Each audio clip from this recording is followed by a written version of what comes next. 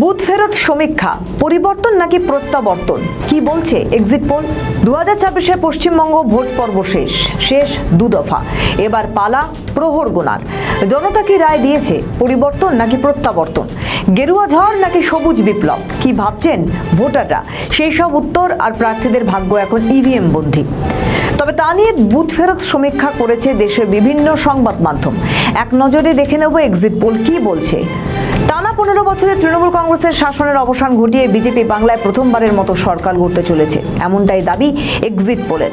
বাংলায় নেই চাকরি এবং দুর্নীতির অভিযোগকে হাতিয়ার করে বিজেপির প্রচারের যে ঝাঁঝ তার প্রভাব ইভিএমে স্পষ্ট দেখা যাচ্ছে।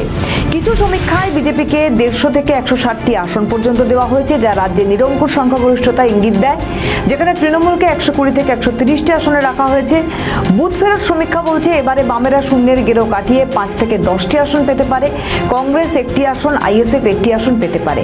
অন্য একটি সমীক্ষা বলছে বিজেপি 160 থেকে 175টি আসন পেতে পারে, তৃণমূল কংগ্রেসকে থামতে হবে 118 থেকে 138টি আসনে। আবার কিছু সমীক্ষা বলছে 146 থেকে 161টি আসন দিয়ে বাংলায় সরকার গড়ার ক্ষেত্রে এগিয়ে থাকছে বিজেপি। বিপরীতে তৃণমূল 125 থেকে 140 আসনে সীমাবদ্ধ থাকতে পারে। অন্যদিকে আরেকটি সমীক্ষা বলছে বিজেপি পাবে 150 থেকে 160 আসন, তৃণমূল 130 থেকে 140টি আসন। কোন সমীক্ষা আবার বিজেপিকে 142 থেকে 171 আসন দিয়ে তৃণমূলকে 95 থেকে 110টি আসনে কড়া টক্করে পিছিয়ে রেখেছে।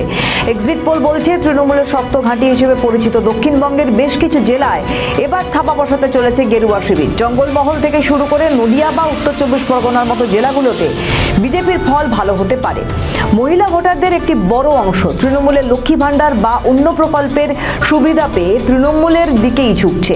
আবারও এ রাজ্যে নারীদের নিরাপত্তার অভাব, রাজ্যের আইন শৃঙ্খলা নিয়েও অনেকে প্রশ্ন তুলছে।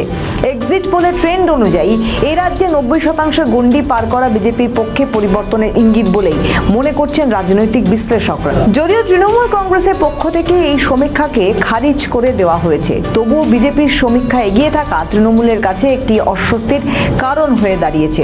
অস্বস্তি হলেও দু একটি সমীক্ষায় তৃণমূলকে এগিয়ে রেখেছে বেশ কিছু এক্সিট পোলের হিসাব। সমীক্ষা অনুযায়ী দিকে দিকে রব উঠেছে বদল হবে। আপাতত বুথ ফেরত সমীক্ষা অনুযায়ী উড়বে গেরুয়া ঝড়, যদিও সমস্ত উত্তর মিলবে আগামী সোমবার। আমাদের ভিডিও ভালো লাগলে লাইক ও শেয়ার করুন, কমেন্ট সেকশনে আপনাদের মতামত জানান। আরও ভিডিও পেতে আমাদের চ্যানেলটিকে সাবস্ক্রাইব করুন এবং প্রতি মুহূর্তে খবরের আপডেট পেতে প্রেস করুন বেল আইকন।